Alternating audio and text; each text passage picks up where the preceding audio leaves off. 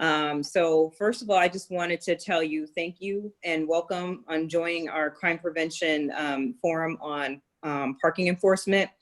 We have some members of the Crime Prevention Executive Board who are here as well on the line. Normally we would have a monthly crime prevention meeting and we have a topic that we share with the community, but because of the pandemic, we can't really do that right now because we want to prioritize everybody's safety. But that doesn't mean that we can't come together and share in this way. So just a little bit about how today will go is you all submitted a bunch of questions that you had about parking enforcement, and we're going to try to answer as many of those as we can. Some of the questions that might be on here are questions that you may have. Everybody who was invited on here was invited to ask a question, so hopefully we'll get to as many or as we can, or your question will be answered. But we do have quite a few questions to get through. What we'll do is we'll start off with one of our parking enforcement officers, Amanda, who's going to tell us a little bit about herself and a little bit about her job and what parking enforcement does, and then we'll get into the questions. So I'm really happy to be able to open up and do this because you know, Amanda came to us and said, you know, we never really talk about parking enforcement. And, you know, we don't get a chance to explain to people kind of, you know, what we do, what our roles are. You know, a lot of you asked the question is, what does parking enforcement look like during the pandemic? Are we enforcing now? You know, when will we start enforcing more? And we'll talk a little bit more about that later. But I'm going to turn it over to Amanda to introduce herself and to tell us a little bit about her job and, you know, what she does, what's the role of parking enforcement, and then we'll get into some Q&A. Hi, good afternoon, and thank you for welcoming me into this meeting. My name is Amanda Legault. I have been with the City of Richmond. Come August 2nd, I'll be 10 years in parking. But in total, I'm almost 21 years of law enforcement services, all non-sworn, not just parking.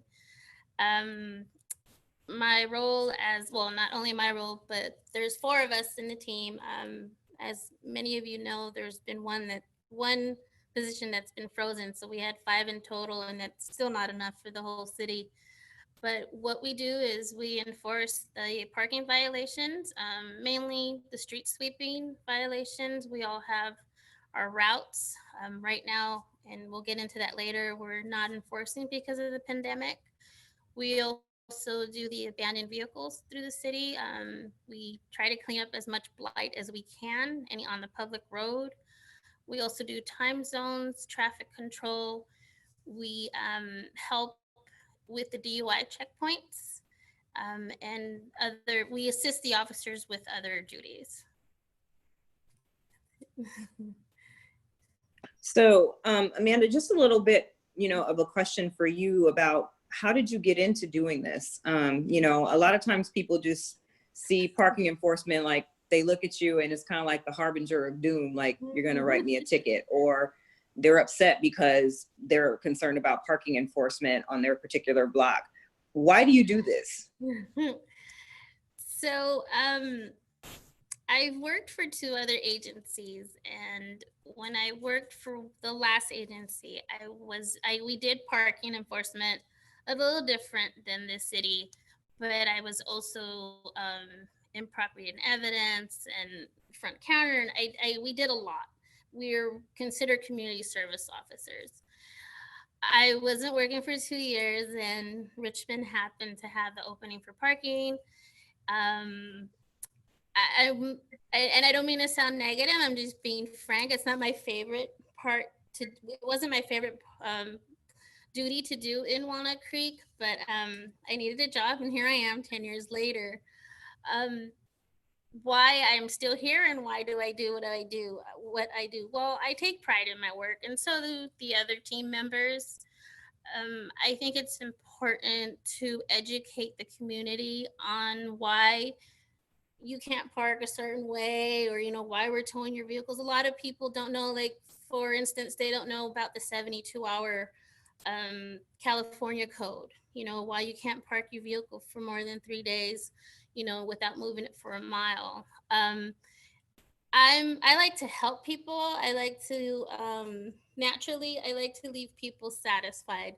And of course, parking enforcement, we don't leave people satisfied. They think we eat our children and what have you. And I've been called every name in the book. But at the end of the day, if I educated somebody or if I helped somebody with the situation, that maybe not, it didn't have to do with parking enforcement. I also deal with the public a lot more than the other team members. So if I'm at helping someone in records with someone at the front counter, then I know that my job is worth it. Thank you. And, I just wanted to give people an idea. I know that we're in pandemic, and we'll kind of talk about that because that's one of the questions that's come up is like, how has the pandemic affected parking enforcement? But pre-pandemic average, how many citations were you guys doing in a day? What did your average day kind of look like? Depending on what day it was and what day of the street sweeping day it is, but I'll do, like, let's say the third week of the month, which was always our busiest because we have the Iron Triangle, we have Building Woods and City Center, and that's a lot. So for 4 of us, we probably issue about an average 100 tickets per day during those parking enforcement days, those street sweeping days. But I don't know the exact number, but I think we were averaging about 2,000 to 2,500 a month of citations alone before the pandemic. And citations doesn't just include all of your job, right? You do other things, No, besides citations. I actually did a count today from last year of June to today of how many tows with 4 bodies. We've done 713 just in the last year and month. I'm assuming that I know that if we didn't have the pandemic, it would have been more numbers. And that's not just abandoned vehicles, it's expired registrations, stolen recoveries, and again at the DOI checkpoint when we help the officers. And how do you think parking enforcement here, maybe, I know you don't necessarily know what other agencies do, but, we have 4 positions, and I know we had one recently eliminated. And so the question people often have is, how much, do we have in terms of resources for parking enforcement? How does Richmond kind of compare to some of the other cities that we've seen? Again, and I don't mean this in a negative way, I'm being frank, and I'm being truthful. Let's say Berkeley, for instance, they have their own fleet of people, whereas we have 4 people for the entire city. If they were to ask me today and said, Amanda, if we could give the team as many bodies as you can, what would be the minimum? I would say 10, and my teammates would agree, because then we could do all the street sweeping areas, because right now we're not even able to, there's an area in North Richmond or the Iron Triangle where we haven't even been able to touch in years because we don't have enough people. The other comparison is that we average, our fee is about $50 a citation, whereas for the street sweeping in Berkeley, it's $98. Now, I'm not saying that that's how much we should be charging people, but we're pretty, how would you say, we're behind, most definitely. So, that's just a little bit. I just wanted you to maybe talk a little bit about, like, what you do. If you had to say, before we kind of get into the questions, what is the best part of your job? Going home. No, no, I'm kidding. I just want you guys to know that I'm not a mean lady just because I do parking. I also, I can be a clown too. The best part of my day is, I have a lot of best part of my days, is one, of course, talking with my teammates, going over our morning, our day, and the day before. For instance, I like when we do tow sweeps, when we know, our team, that we cleaned up the street. The people complain there's 5-10 cars. It takes time, but we'll go out there, get the license plates, and just to know that we cleaned that street it makes us feel better. Like we accomplished something, and that whoever, complained about it knows that we were out there and we actually did something. So something like that has always been is always the best part of my day. And what do you think is the biggest challenge that you face? Mm-hmm. Being short, we're short staff, we receive just an abandoned vehicle hotline. I'm not just talking about E-Track It, the general line, or the emails that are sent to us. We average, even during the pandemic, about 200 to 300 complaints of abandoned vehicles per month that we actually take care of. Per month? Being short staffed, it can be stressful. And then per month. And being short staffed and going out there and people, yelling in our face and, calling us every name in the book and not realizing that we're human, that's stressful. But, we come back and, we rebrief with each other, and we're like a family. So, it helps. Well, I'm really glad that you actually approached us about doing this, because you wanted to reach out more to the community and, put a face on parking enforcement and what actually happens on the ground. Because a lot of times, we have a supervisor here that talks about it, but there is a slight difference from a supervisor talking about it than somebody who's kind of boots on the ground like you. So thank you for agreeing to do this and being our speaker. I'm a little nervous, but I'm good. You're doing fine. You're doing just fine. Everybody here is all Richmond, so it's all good. So I'm going to get into the first of the questions, and one comes from Angelica Perez, and she writes, why do so many Richmond Annex park their cars in front of the garage, blocking an active sidewalk, impeding pedestrian activity? And there's also another one, which is a similar one from Joseph Navarez, and he's talking about parking over the sidewalks in his neighborhood being excessive. It seems like cars are unaware of the vehicle code. Can you talk a little bit about that? Why is that the case? And maybe shedding some light on that. Okay, and not to justify it, but when the properties were built in the city of Richmond, and in most older cities, the driveway was for only one car and small cars, right? Now we have these big SUVs, these trucks, people have more than one car. And unfortunately, they're not gonna fit. Now, to say what part do we play in deciding, again, we're short staffed. We can't be on every block every time. And the dynamic of it is, we'll do one block, let's say. We'll get together, we'll do one block, and we'll do a second block. And then we'll come back, let's say the next day, and do the third block. But when we give these tickets out, and because they're only $43, and I say that with experience, I'm not saying, only $43, because there are people that can't afford this.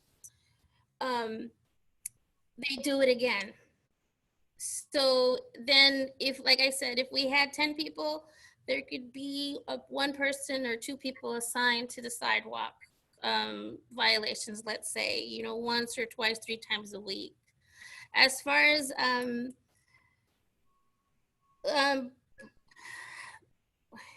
reading the question again, in front of the garage.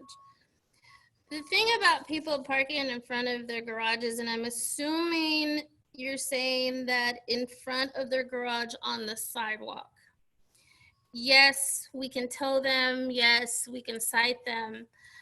But when it comes to the letter of the law and the spirit of the law, I wouldn't feel right towing your car if you're parked in front of your house, in front of your garage. Now, if it's somebody else's, call our non-emergency so that you can get someone right away. I wouldn't call our hotline. I wouldn't call our general line. I wouldn't email anybody, because you want someone out there right away, whether it be an officer, a cadet, or us.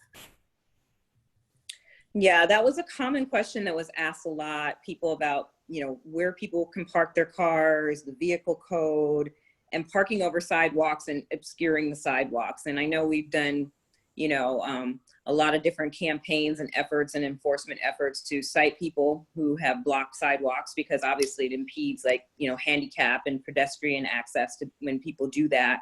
You know, I think, you know, as you mentioned, there's a lot more vehicles out there on the street than maybe there were, you know, 10 or 15 years ago. And so we're seeing this a lot more. And so is that something you all are seeing a lot more of as well? Yes, just in the last 10 years that I've been here. And I think that's everywhere, you know. People aren't able to afford to live on their own, so they move in with family, friends, and so there's more cars. Yeah, and so that is something that came up that people wanted to know about. Another question that I wanted to, you know, post, and I believe this one came from Natasha Vargas, and she asked, is it legal to park on the street overnight? Because she's saying she moved to Richmond in 1993 and it was not. Overnight, so the question is around overnight parking and when can you park overnight? So overnight, if you're parked out here, all I know in the last 10 years, I'm assuming like a general legal parking on the street in a residential area, a regular vehicle, not the big commercial vehicles. If it's just a regular passenger vehicle, and it could be a truck, your personal truck, there is no overnight violations. Okay. Yeah, and I do know that, you know, for overnight, that is something that, you know, has come up as a question.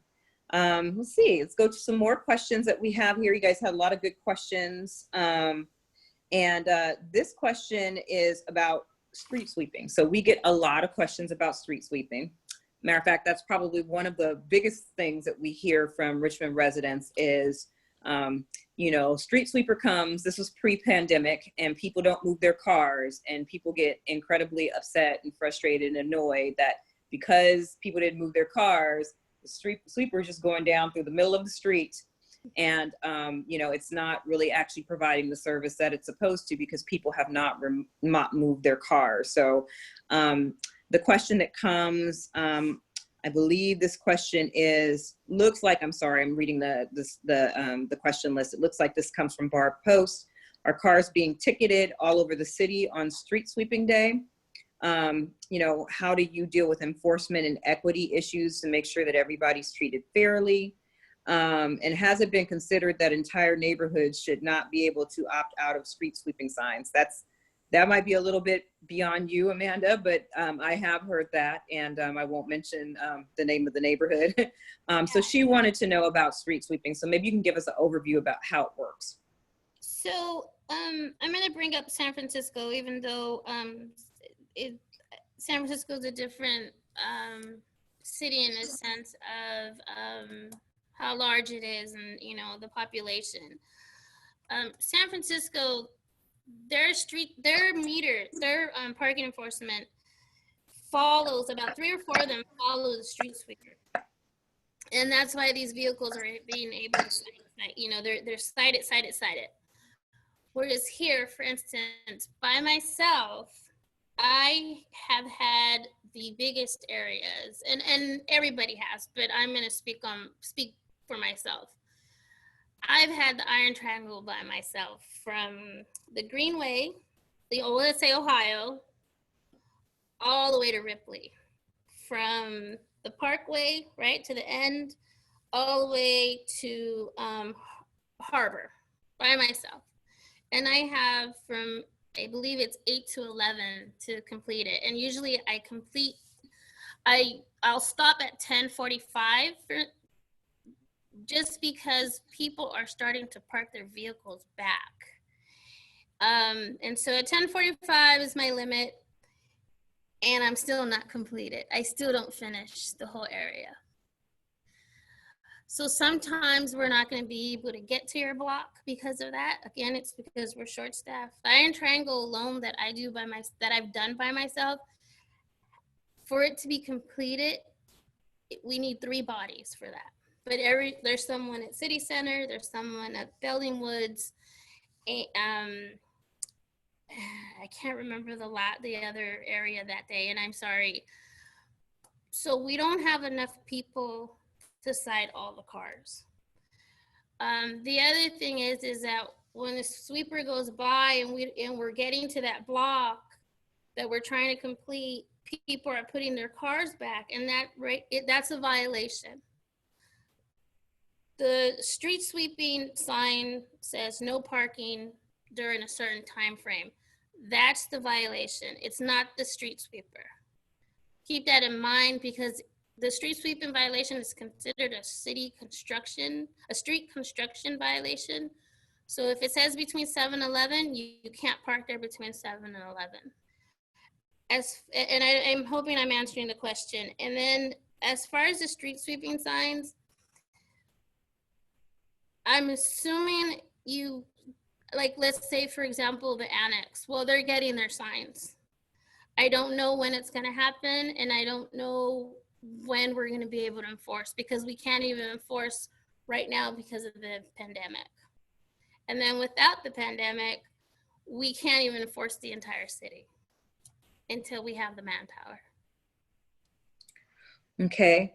Thank you for that question. I think, maybe this is a good time. I'm going to skip over a bit because there is a question around the pandemic, and it comes from, I believe it is Gail Felice. I apologize if my sheet is a little bit off, so if I didn't attribute it to the right person, I'll let you know. But the question was, what does parking enforcement look like during a pandemic? It seems maybe it's inconsistent now. What's the policy? And I know when we first had this program, this idea to do this topic, Chief French talked about, some of the parking enforcement activities were likely to resume in September. So people got a grace period during the pandemic because people are home and they have a lot of vehicles. But do you want to talk about what parking enforcement is or isn't doing during the pandemic? Because that might help clear up some things for people. So parking enforcement was sent home at the beginning of the pandemic, and I think we were off for 7 weeks. But they brought us back, and it had nothing. The only things that I wouldn't say the only. What has changed from the pandemic and now from when we returned is we're not enforcing street sweeping.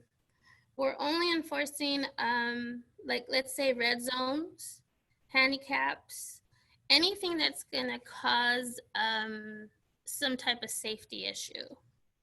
And when we do the sidewalk violations, what we do is we'll give a warning first, and then we'll come back and cite. As far as the abandoned vehicles, we're doing it a little bit different right now. We go out and we'll red tag a vehicle that's not towable. And what I mean by towable, inoperable, the reg is expired and what have you. Instead of giving them the 3 days, we're giving them a grace period just because people are home. Children, students are home from college. People are taking care of their parents. So there's a lot of cars and there's a lot of people here that probably aren't even familiar, like I said before, with the 72 hours. But we do get to them and we do complete whatever investigation we've had to do with the 72 hours. So basically, we're doing a lot of towing, we're doing the abandoned vehicles, but there's hardly any enforcing right now. And, talking to Chief French before, before this particular Zoom meeting, I know that she indicated that there may be some changes coming at some point in time in September, tentatively, because now we're getting at the point where we're almost 6 months into pandemic, and, we don't know, how long shelter in place is going to last. We've gone in and out of various levels of shelter in place. We've dialed up, dialed back. And a lot of it, we were kind of just probably waiting to see what was going to happen with school, because a lot of folks have been home. But I think that, probably in the future, and we'll give the community plenty of notice, there's going to be an increase in parking enforcement again. So you're going to see a lot of activity. We're going to probably need the help of the public to spread the word, in addition to us spreading the word, that, we had offered a grace period, during the pandemic, but we're going to start taking some more active enforcement.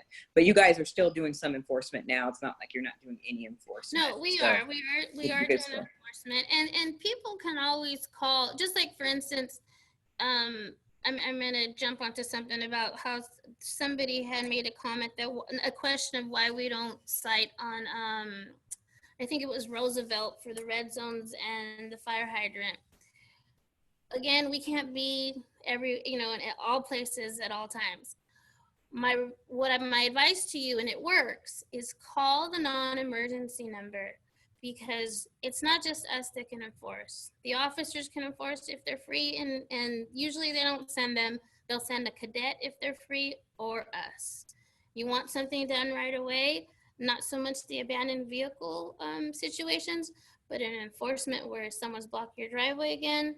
If someone's on a red zone, call dispatch. Say, hey, there's someone on a red zone. If someone's in a handicap area, call dispatch and they'll send somebody that day. So that's a good point, and I wanted to make sure that I brought that up. So if people need some help with, getting something enforced, and we'll go back to more questions in just a second, but again, can you reinforce like how they can get help? Because sometimes people don't know any kind of way to contact the city. They don't know who to contact, to get something taken care of, or maybe something's sitting there. A vehicle was red tagged and, it's been sitting there for a long time. And you're like, this car's been sitting there, for ages. Who do I contact, or how do I get this taken care of? Do you have some information for how people can get in contact? So the information that was on the 3-fold flyer that I sent out, and if nobody's has received it, I'll be glad to send it to whoever hasn't received it. I'm just going to show you the front, in case you're not familiar with it yet. This gives you information on who to call.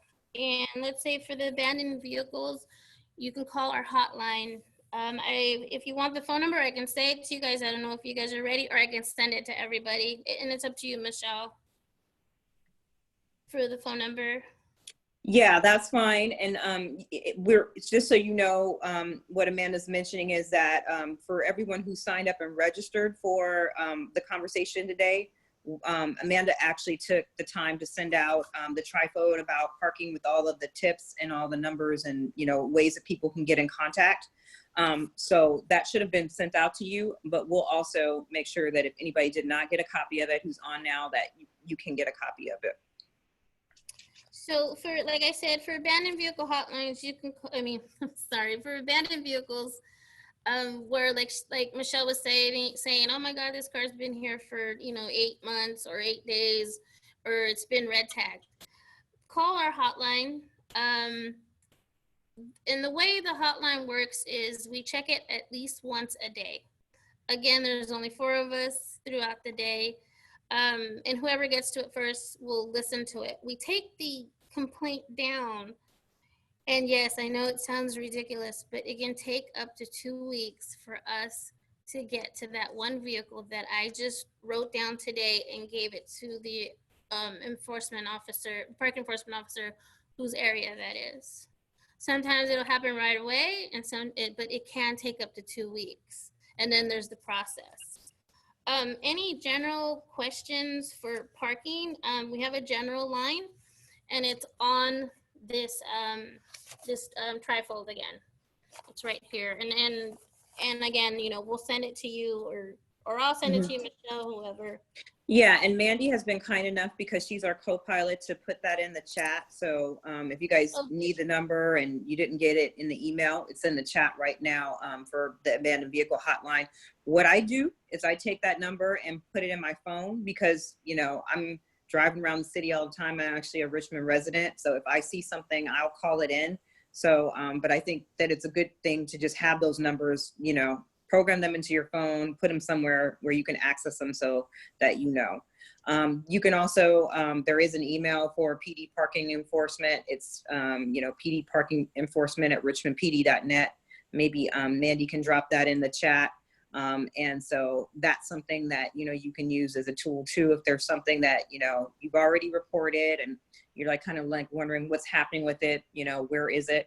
you know, you can use that too and send out an email to everybody on the team to, you know, to talk about the concern that you have. And Mandy, thank you so much for being, you know, diligent about that. She just dropped that in the chat if anybody wants to take a look at that and be able to have access to that. So that's all good stuff. I have one more. So code enforcement and parking enforcement, people will sometimes confuse the two. And I'm jumping into a question because I want to get their phone number out there too to you guys. So as far as like the garage bins being being put out onto the street when it's not garbage day or because they're saving a parking, that is a code enforcement issue. And just so you know that they'll initially send you a warning.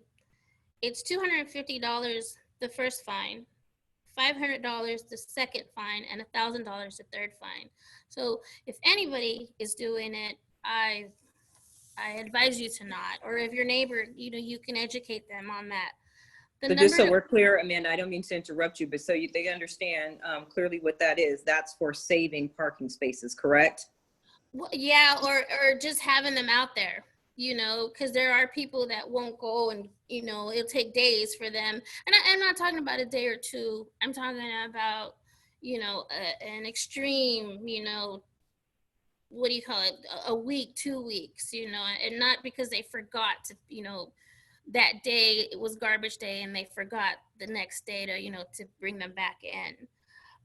The phone number, and I'll say it slowly, for code enforcement is 510-621-1279. 510-621-1279.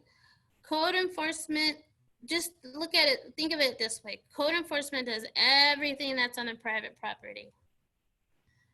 We do vehicles only on the public street. We are not allowed on private property.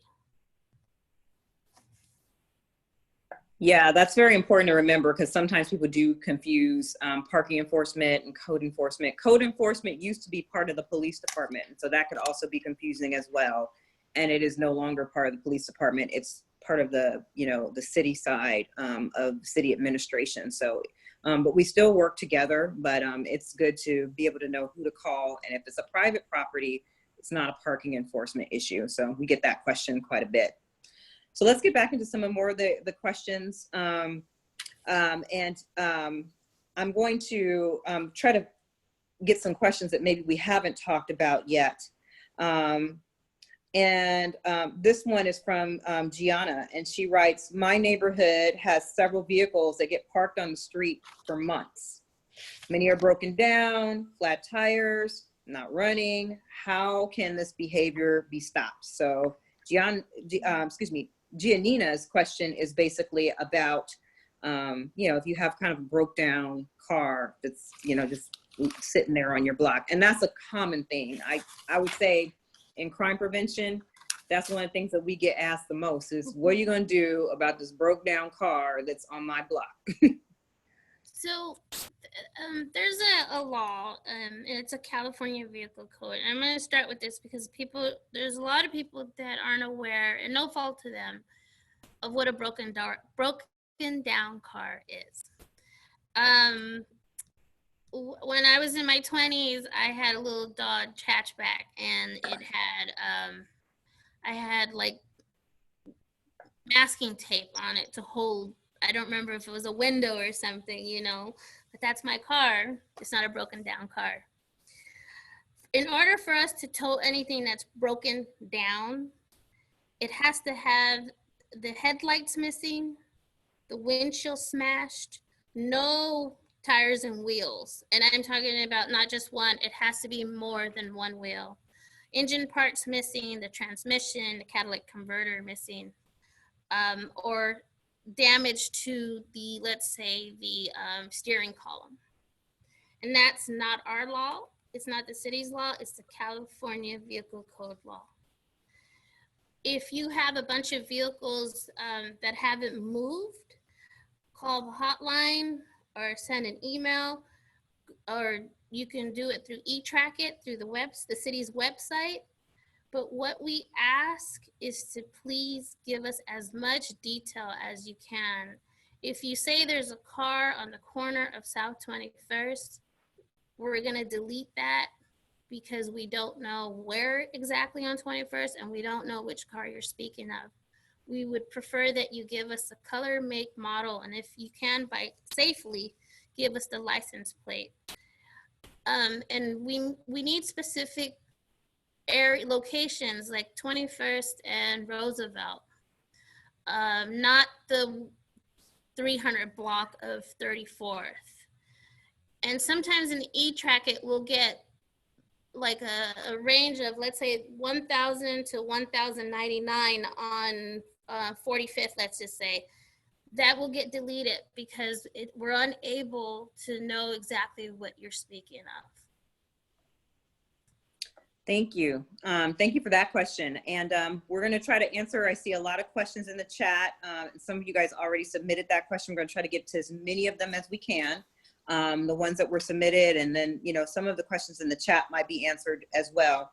So the next question comes from Melody, and Melody writes, on our street, people block driveways and park on lawns. We've talked about this between the street and the sidewalk. It can be dangerous. It can be blight. How can we change this behavior? So basically what Melody wants to know is kind of like this, you know, we talked a little bit about this with code enforcement and parking enforcement is, you know, how do you deal with the blocked driveways, maybe for parking enforcement, and then, you know, obviously on the lawn and stuff like that might be a code enforcement issue. And it also similarly tags onto a question that Mr. Sumner talked about, you know, and we talked about this as well, is when people have, you know, a lot of cars that are associated with one household. And is there any limit on, you know, the numbers of cars that can be associated per household, because it's also dealt with those things. So I don't know if you want to take a stab at that. Yeah. Yeah, sure. So again, on the block driveways, call dispatch so that the situation can be assessed. You know, because we may find the owner and let them know, don't do it again, move your car. Or if we don't find the owner, we'll tow it. But it's not just us that can go out there, the officers, the cadets, and us. The lawn is a code enforcement issue, so I would contact code enforcement because that is illegal. The space between the streets and the sidewalk. I'm assuming blocking the sidewalk, that is illegal. What I wouldn't call dispatch necessarily for that, but shoot us an email, because what will happen is not just that one car that's blocking a sidewalk, it's a whole street, and we'll go out there as a team and do what we can. As far as the limit amount of vehicles that one family or one household can have, there is no law. As long as they are parking legally, there's nothing we can do. Yeah, we get that a lot, you know, when, you know, projects come or something like that, and people are worried about the impact of parking. And so, you know, in terms of restricting parking on the street, you know, I know the city, you know, has considered different and various parking permit programs and stuff like that to limit access. But at this point in time, you know, that's something that actually was being handled, I know, in another division. And I don't, yeah, I don't know if the parking program, it has not gone citywide. We've just done some pilots in a few different areas. And so if people would like to know more about the parking permit program, that might be something that, you know, that we might think about. But as far as I know, that is the case as well. Okay, well, we're moving right along here. I know we talked about resources a lot, but Everest has a question. How is the city prepared to enforce or plan for parking enforcement with limited staff? I know, Everett, you joined a little bit late, but so Amanda did talk about that. But Amanda, could you briefly kind of maybe highlight on, you know, what you know? I mean, obviously you're not the decision maker, but what you know. So we've been with a limited staff since I started here 10 years ago. I'm like I said before, I believe everyone knows that we had 5, we're down to 4, and that 5th position has been frozen. I can't speak for our bosses. I can't speak for the chief. I can speak for our team that we do the best we can.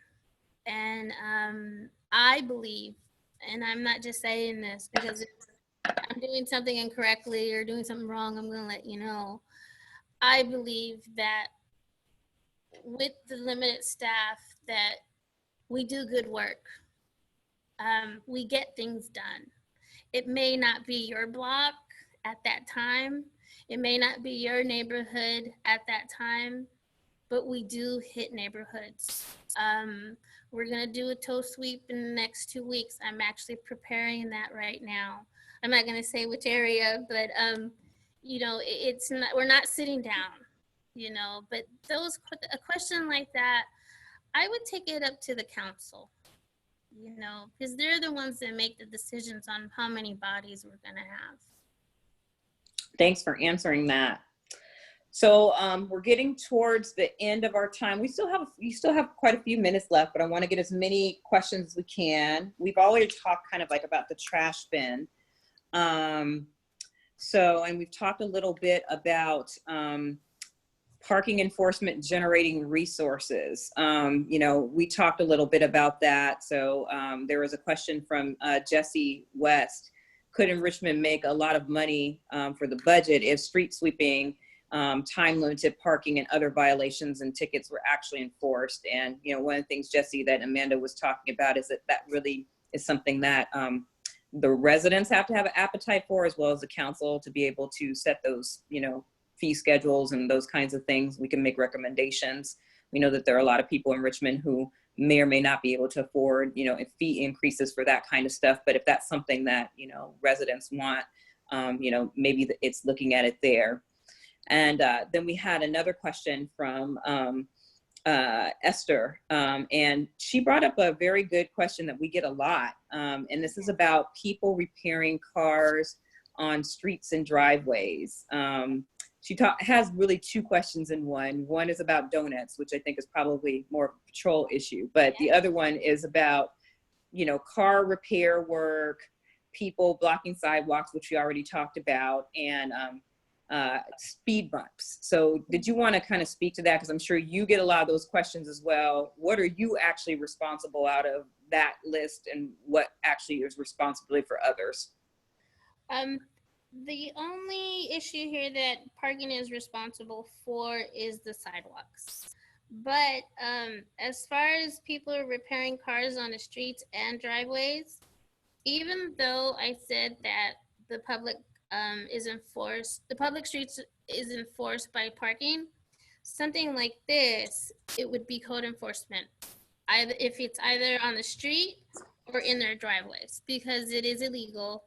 And we can't enforce people, but code enforcement can. We could only enforce vehicles, and we can't enforce the vehicle that's being fixed. Like Michelle said, cars making donuts, that's for the sworn. And the bumps on the street, the speed bumps, I would start with the streets department, and I think I gave you guys the general number for that on the flyer. It's on here. On the second page would be, the back. Yeah, and I can give it to you, or if Mandy wants to, if she sees the phone number, it's the Public Works number. That's the number you want to call. But then again, like what Michelle and I were saying, in different times, is you talk to your city council of getting those speed bumps on your streets. And there is a process for initiating like speed bumps. So if anybody, has questions about that, and, that's something they can, if you can't figure out a way to do it, you can always contact crime prevention about that. You can email us and we can put you in touch with the right pathway for how you can request, speed bumps, because there is like a process for requesting them. My grandmother lived on 7th in Florida for many, many years. And when I first came to work for the city, she talked to me and told me about a person who helped her get her bumps. And so she said, make sure you thank that person when you get to work. And so I do. I know that that's really something that concerns people because a lot of people do speed. But moving right along, so I wanted to get to a couple more questions and then see if we can take some of these questions out of the chat. You know, we have this question that comes up, and Kelly brings it up about neighbors who try to save spots for a household. And we touched on this a bit, but I just wanted to touch on it one more time, or multiple spots. Do you have a right to park on the street in front of your house? Because a lot of people are under the impression that I have the right when I come home to park right in front of my house. And if somebody's doing that, they're taking my spot. Is there any legal right that someone has to park directly in front of their house? You can park anywhere you want as long as it's legal. As far as them saving spots, there's nothing we can do. But no one can tell anybody that they can't park in front of their house because the public belongs to the city and it belongs to our residents as a whole.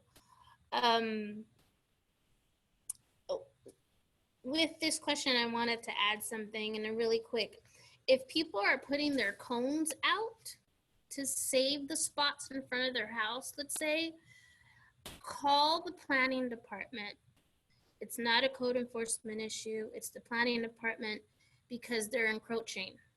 And it is illegal, and it's actually a big fine. And I, for one, when I'm doing street sweeping, I move those cones, and if I could speak to the person to put them out there, I educate them, you can't be doing this, it's illegal. So know that, but me saving a spot for my husband is not illegal with my car. So if they move their car, they can do that as long as you're parking on the street, but there's no reserved spaces in front of somebody's house. Like you don't own the space in front of your house. No. If you want to park in front of my house, there's nothing I can do about it. And I think that's the thing that, you know, a lot of people assume. Now, is it neighborly? Well, you know, that's a matter of opinion. In my opinion, probably not neighborly, but is it illegal? No. So I think that is something that, you know, a lot of people don't know about. And that's why I do recommend, you don't have to be best friends with all your neighbors, but getting to know them and developing, a good relationship with them is good. And sometimes you still don't. Like, you know, you could have somebody who may be elderly or disabled. Now, can they request disabled parking in front of their house if that is the case? I'm actually dealing with that right now with a gentleman who's had 4 strokes, and I'm actually going out there and getting his information so that we can get a blue curb in front of his house, and that's through engineering.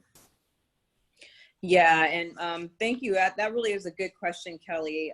You know, that you asked about that, and you know, just so you know, there were a lot of requests about different areas, concerns that people, you know, had about parking concerns. I know it was mentioned Belding Woods, you know, getting attention, and North Richmond getting attention, and a couple of other places getting some parking enforcement attention. So all the concerns that you guys listed when you registered, we're going to follow up with you and make sure that those go to parking enforcement. They already have them, you know, and they have your email so that they can follow up on what your concerns are. But I just want to let you guys know, for those portions of, you know, responses that came in, we'll make sure that we touch base with you on that.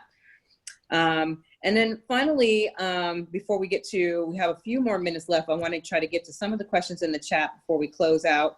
I think that this question coming from John, but it's a question about 1 hour and 2 hour parking permits. So, you know, John talked about 1 hour parking enforced on McBride at the east end of San Pablo Avenue, where auto sellers and ride shares fill the block and are, you know, affecting the patronage of businesses. And there was also another question that was asked. Again, I'm sorry if I attribute this to the wrong person. I believe that it may have been asked by Carla, but about 2-hour permit parking being enforced. So can you talk a little bit about like 1 hour and 2-hour permit parking and how that's enforced? Yes, so again, we're short-staffed, and with the pandemic, we aren't doing time limits right now. Before that, we had been only able to do certain areas, and that being because our scooters had been down. And so in order for us, let's say, for instance, San Pablo Avenue, it's not that we can't walk. If we had 5 people, we probably could get it done. You know, five people doing it all at once is what I'm saying.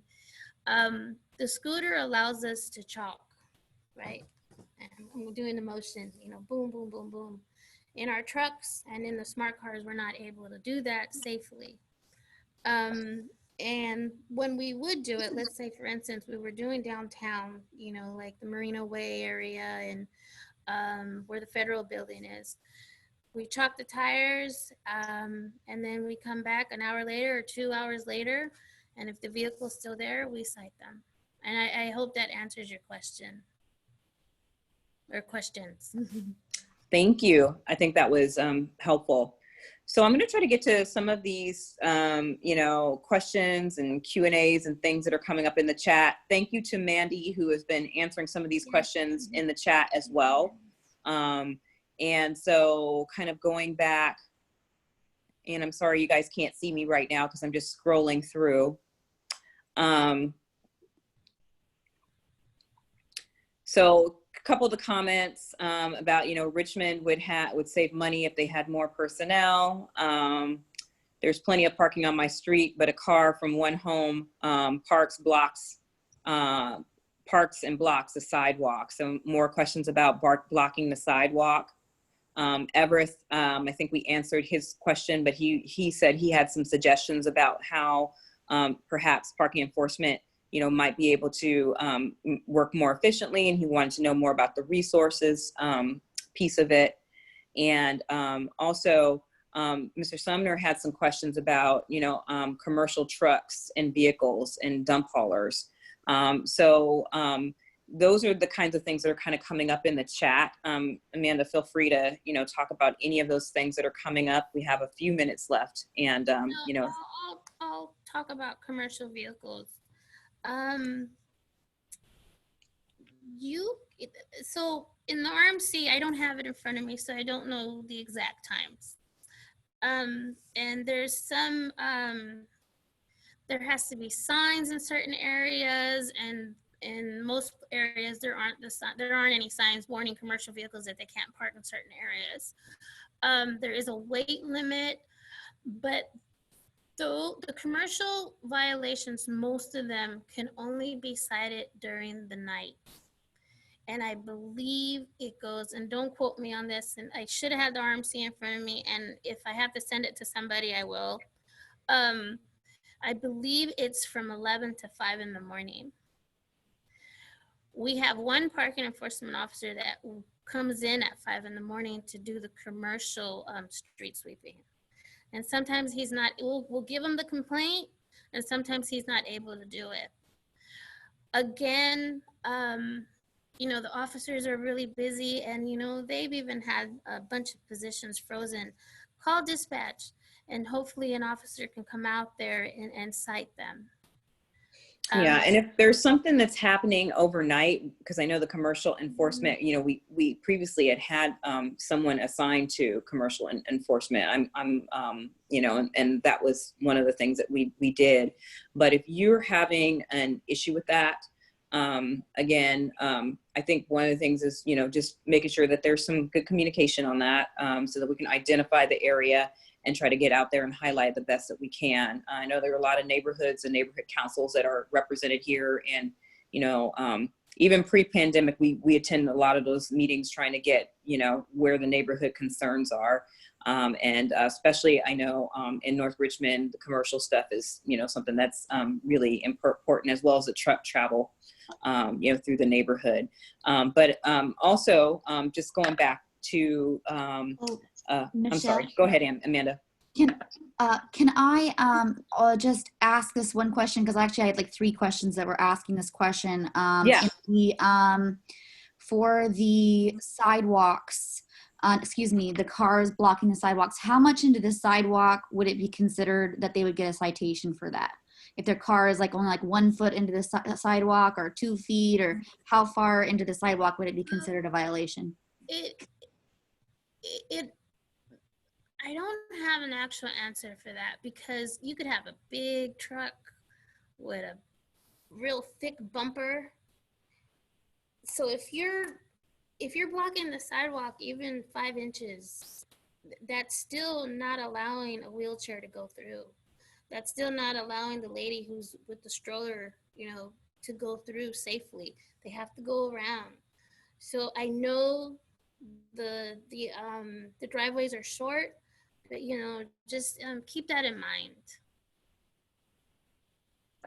Yes, and Joseph just wrote in the chat, and impeding someone's use, and that's really the measurement of it. Because if you get into feet, we're 2 inches, we're 5 inches, we're half a foot or whatever.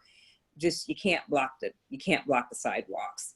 I know that that's difficult in a day when people have multiple vehicles, but we also have to remember that there are people who have to get wheelchair access, and have to be able to get by, people with strollers, other things, to be able to use the sidewalks. And so there is one important piece of this that we really didn't talk about, is that as much as we're doing enforcement, this is crime prevention. So how do you prevent people from getting engaged in this in the first place? By the time somebody has to go and give you a ticket, sometimes it's because you may be unaware of what the actual, law is. You may be unaware of what's a violation. And so part of that is education. It's like things like this to let people know what they can and can't do.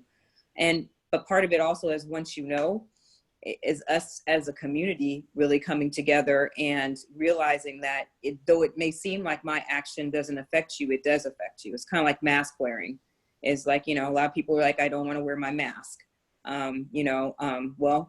Sometimes that means that we're going to get shut down as, a county for additional time. And that impacts everybody, being able to go to work, or small businesses, and, even homeless people being able to move back into some of the shelters and have more space for them. So, we all have to be aware and take, I think, some responsibility about some of these things, and understand that, educate ourselves, help educate our neighbors. But that everybody has to play a part in it. So Amanda, we're at time, and I promised I would get you out of here and everybody out of here on time. So I'm going to let you have the last word. Anything you want to share, about, why you wanted to do this forum, or, how you want to partner with people going forward. So